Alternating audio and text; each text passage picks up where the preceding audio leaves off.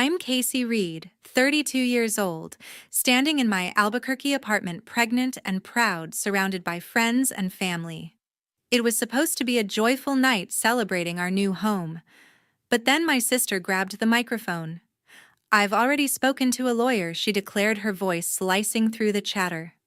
"From this moment on, I am the owner of this house." She turned to the crowd, pointing straight at me. "She is no longer welcome here." My heart stopped.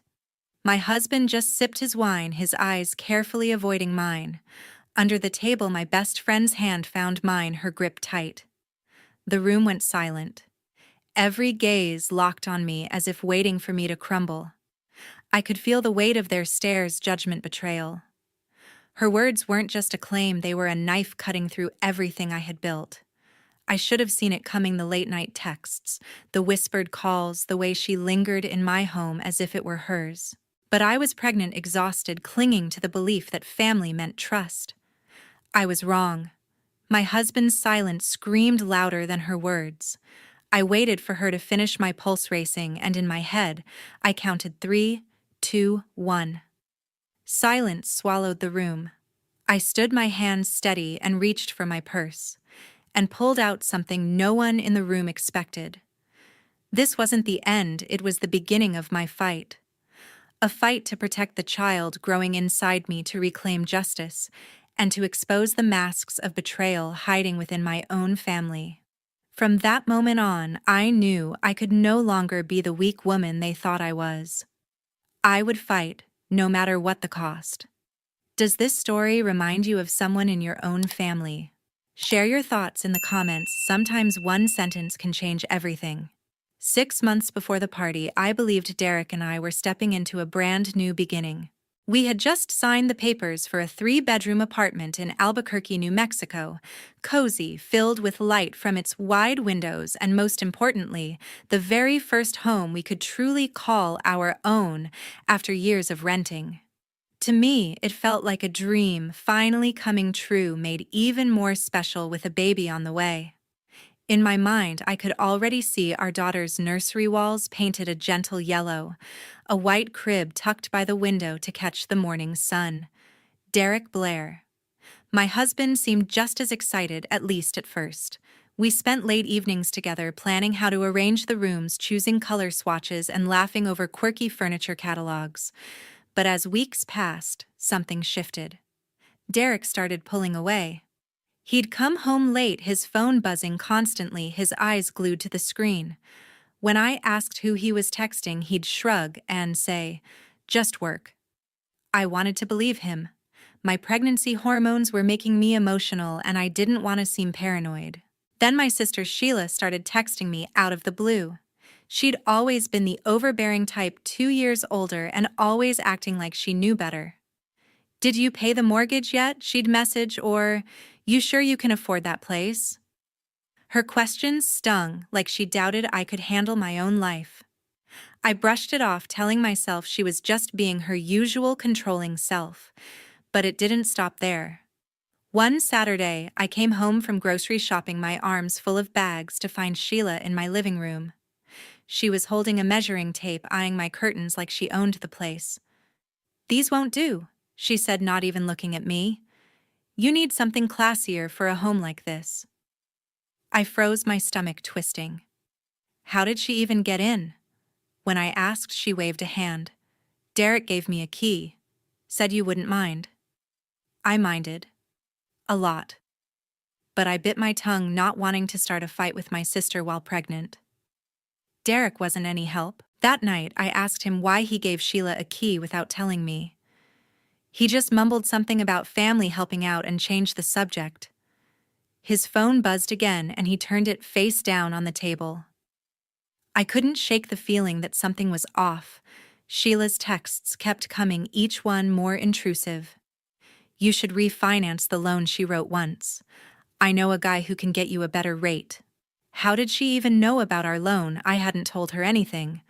When I mentioned it to Derek, he said, "She's just trying to be helpful, Casey. Relax." But I couldn't relax. The way Sheila talked about my home like it was hers to manage made my skin crawl. Monica, my best friend since college, noticed the change in me. We met for coffee one morning and I spilled everything Derek's distance. Sheila's constant meddling. Monica's eyes narrowed as she stirred her latte. Casey, that's not normal. Sheila's acting like she's got a stake in your apartment. You need to watch her. I nodded, but deep down, I didn't want to believe my sister could have bad intentions. We'd grown up close, sharing secrets and sleepovers. Sure, Sheila could be bossy but malicious. I wasn't ready to go there. Still, Monica's words stuck with me. I started paying closer attention to Sheila's comments, her uninvited visits. One day, I caught her flipping through papers on my kitchen counter Bill's mortgage documents. Just curious, she said with a smile that didn't reach her eyes. My unease grew a tight knot in my chest. I tried to convince myself it was nothing, that family didn't betray family. But every time Sheila showed up, every time Derek dodged my questions, that knot tightened. I was starting to wonder what they were hiding and why. One afternoon, I came home to find Sheila in my living room. She was rearranging my throw pillows, tossing the blue ones I'd picked out onto the floor like they didn't belong. Her heels clicked sharply against my hardwood, her eyes scanning the space with a frown. "This place needs a serious upgrade," she said, not even looking at me. I stood in the doorway, grocery bags heavy in my arms, my pregnancy making every step feel like a chore. "Sheila, what are you doing here?" I asked, my voice tight. She turned her smile cold and calculated. "I'm helping Casey. This apartment deserves better than your choices." My chest burned. Helping? She hadn't asked to come in, hadn't even knocked. When I demanded to know how she got in, she shrugged. "Derek gave me a key. Said it was fine since I helped with the down payment." My stomach twisted. Helped. That was a lie. I'd poured every cent of my savings earned from years of late nights at my marketing job into this apartment. Sheila hadn't contributed a single dollar. I set the bags down, my hands shaking. "You didn't help with anything," I said, trying to keep my voice steady. Sheila raised an eyebrow, unfazed. "Oh, Casey, don't be dramatic. I've been supporting you and Derek for years. This place is as much mine as it is yours." Her words hit like a slap. Supporting us. She'd never lent us money, never offered more than her constant opinions. I wanted to scream, but I held back, my pregnancy making me feel fragile, like one wrong move could break me. That night, I waited for Derek to get home. He walked in, his phone buzzing as usual, and barely looked at me. "Why does Sheila have a key?" I asked, my tone sharp. He sighed, loosening his tie. "She's just trying to help Casey. You're overreacting." Overreacting? I felt the air leave the room. He turned away, checking his phone again, and I caught a glimpse of an email notification before he tilted the screen. The next morning, while Derek was in the shower, I grabbed his laptop.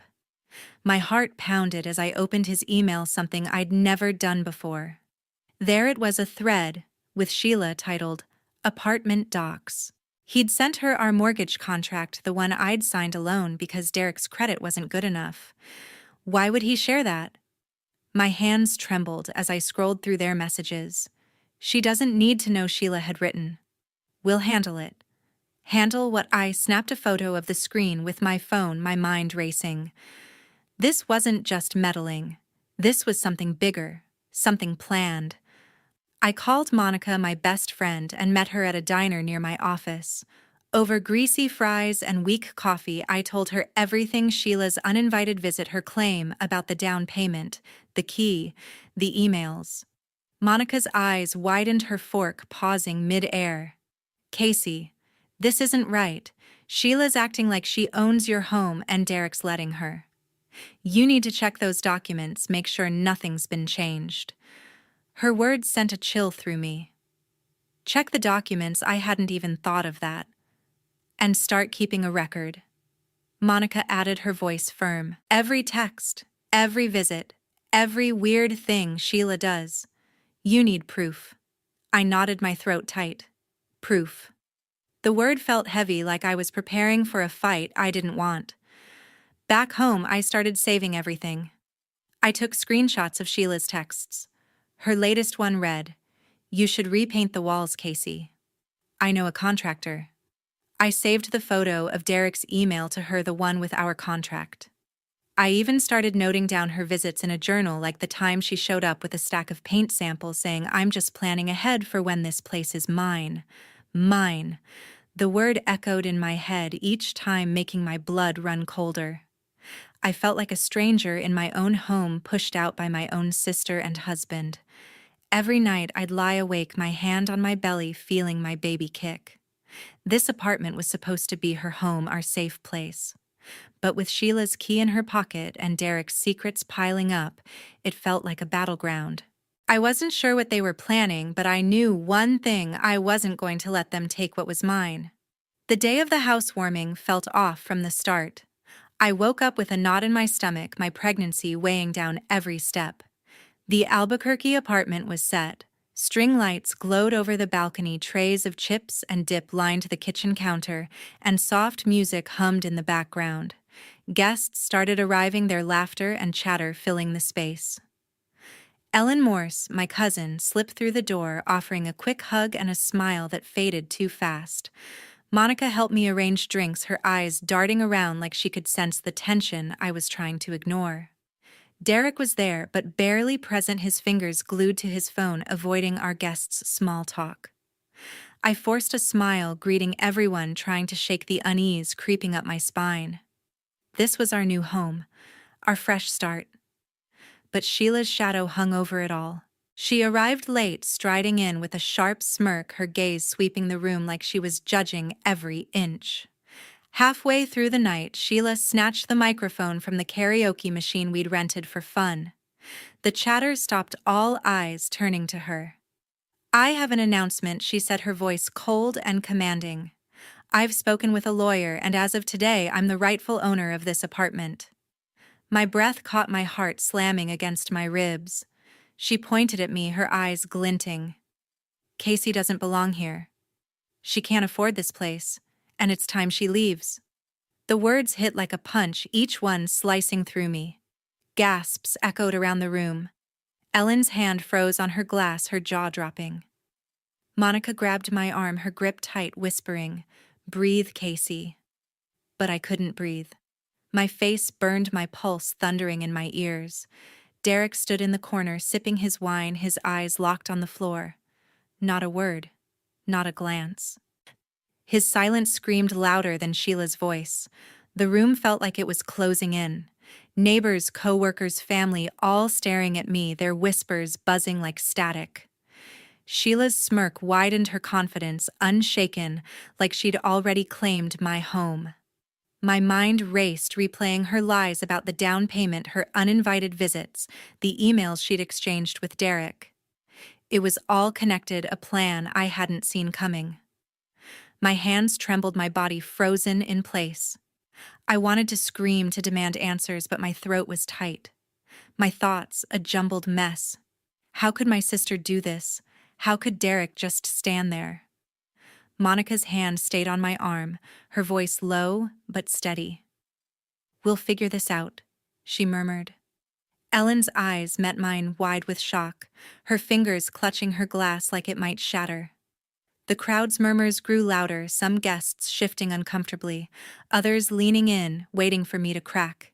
Sheila stood tall, her chin lifted as if daring me to challenge her. But I couldn't move, couldn't speak. The weight of her words, Derek's betrayal, and the eyes of everyone I knew pinned me in place. My home, my safe haven, felt like it was slipping away, and I was powerless to stop it. A week after the party, I couldn't stop replaying Sheila's words. Her voice echoed in my head, sharp and smug, claiming my apartment as hers. I sat on the couch in our Albuquerque home, my hand resting on my belly, feeling my baby's faint kicks. The string lights from the housewarming still hung on the balcony, mocking the celebration that had turned into a nightmare. Derek was barely around, leaving early and coming home late, his phone always buzzing. I tried to focus on work, but my mind kept drifting back to that night, to his silence as Sheila humiliated me. Then on Monday, Paula Hart, my colleague from the marketing team, asked me to meet her for lunch. Her text was cryptic. We need to talk. It's about Derek. My stomach churned, but I agreed, hoping it was nothing serious.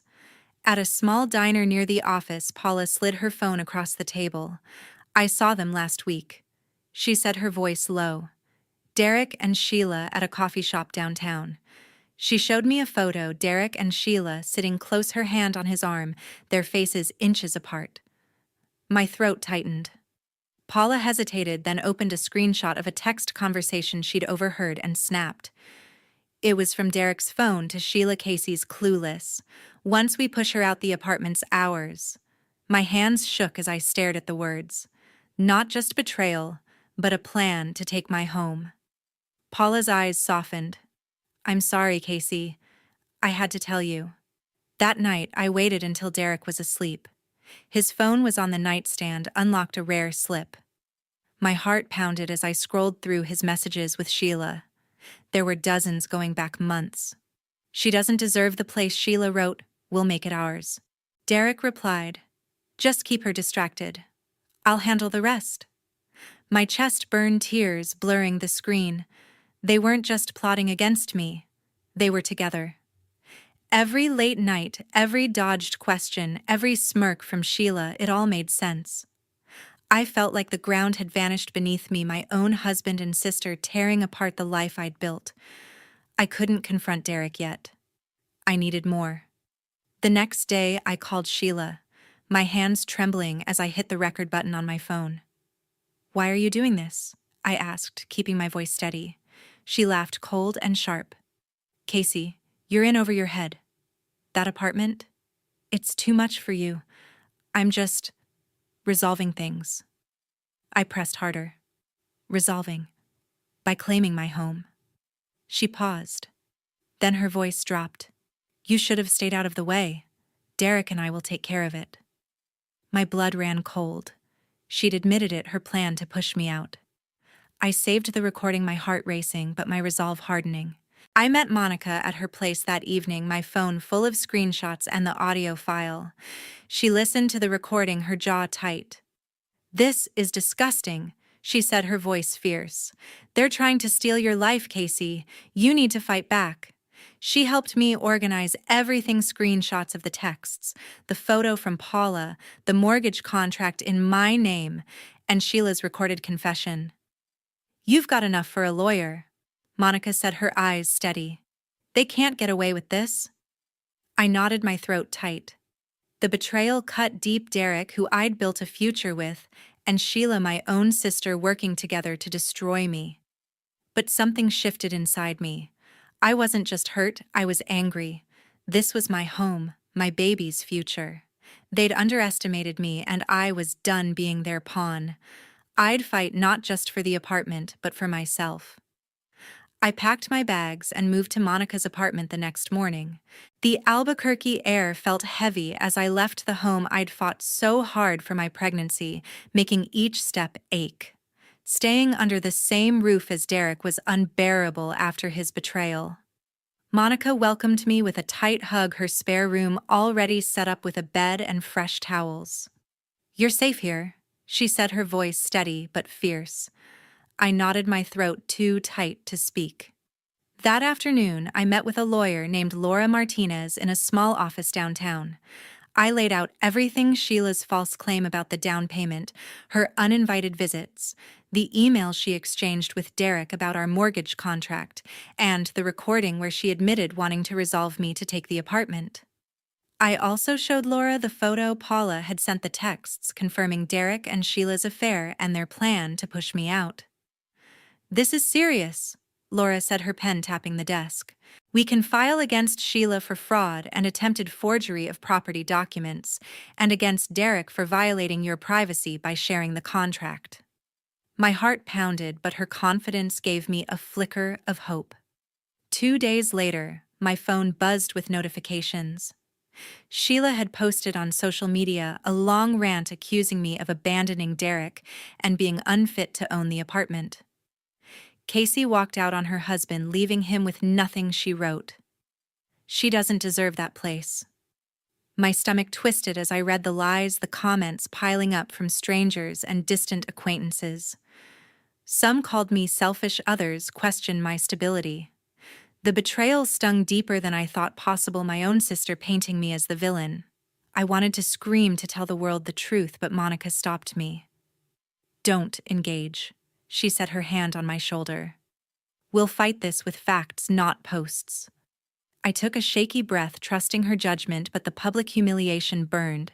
At work, Paula pulled me aside during a break. I found something, she whispered, handing me a printed email. It was from Sheila to a local real estate company, claiming she was the co-owner of my apartment and requesting a title transfer. The document was riddled with forged details, my signature doctored to look real, and a fabricated payment history. "I got this from a friend at the agency," Paula said, her eyes sharp. "Sheila's been trying to push this through behind your back." My hands shook as I read it, the audacity of her plan sinking in. Paula's evidence was another piece of the puzzle, proof of Sheila's fraud. I thanked her, my voice barely steady, and sent the email to Laura immediately.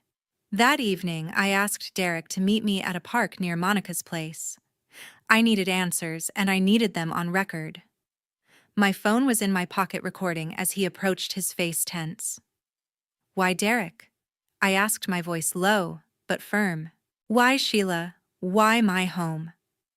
He shifted, avoiding my eyes. "It wasn't supposed to go this far," he muttered. "Sheila and I, it just happened. She said we could sell the apartment, split the money." My chest tightened, but I kept my voice even. "You planned to take it from me," I said. He didn't deny it, his silence confirming everything. "I messed up, Casey," he finally said, but Sheila pushed me into it. I stopped the recording, my heart racing. His confession was raw, undeniable, another weapon for my case. Back at Monica's, we spread out all the evidence on her kitchen table: the mortgage contract in my name, Sheila's recorded admission, Derek's texts, Paula's photo, the forged real estate email, and now Derek's confession. Monica organized it all into folders, her hands steady as she labeled each file. "This is airtight," she said, her voice firm. "Laura's going to tear them apart in court." She looked at me, her eyes softening. "You're stronger than you know, Casey." I didn't feel strong. I felt broken, betrayed by the two people I'd trusted most.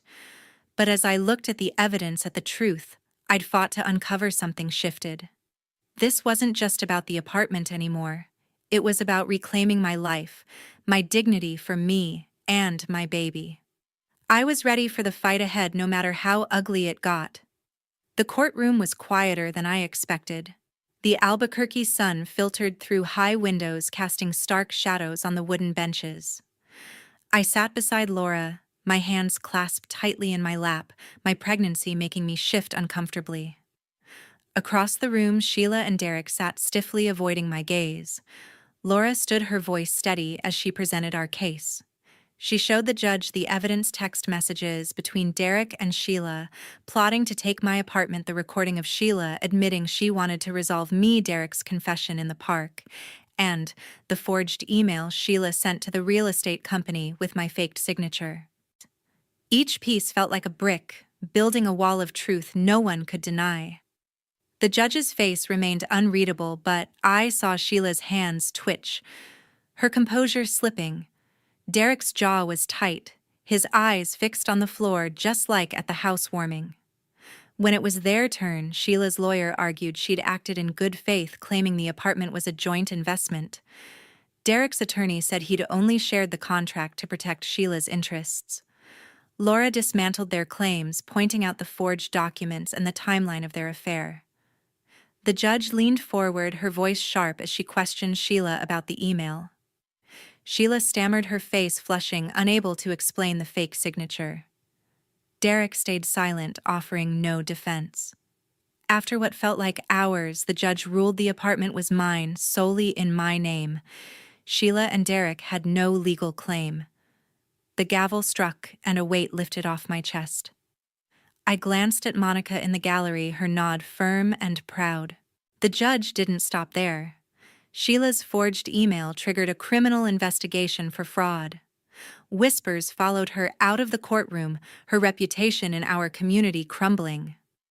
Neighbors who'd seen her social media posts now turned away, their trust in her gone. Derek was ordered to pay compensatory damages for violating my privacy, a financial hit that left his face pale. Right after the ruling, I walked to Laura's office and signed divorce papers, my hand steady, despite the ache in my heart. Derek wasn't the man I'd married, and I wasn't going to let him define my future. The papers were filed that afternoon, severing our bond for good. 2 months later, I gave birth to my daughter Ivy in a hospital room filled with sunlight. Monica was there holding my hand as I held Ivy for the first time, her tiny fingers curling around mine. Her name felt right, a symbol of growth after so much pain. I moved into a new apartment in Albuquerque, a smaller place, with big windows and a balcony just for us. Monica helped me unpack, her laughter filling the space as we hung new curtains and set up Ivy's crib. Sheila and Derek were gone from my life. No calls, no messages, no apologies. I didn't need them. The lies, the betrayal, the public humiliation, they'd tried to break me, but I'd stood firm. The truth had been my shield, and my resilience had carried me through. Ivy and I were starting fresh, and for the first time in months, I felt free.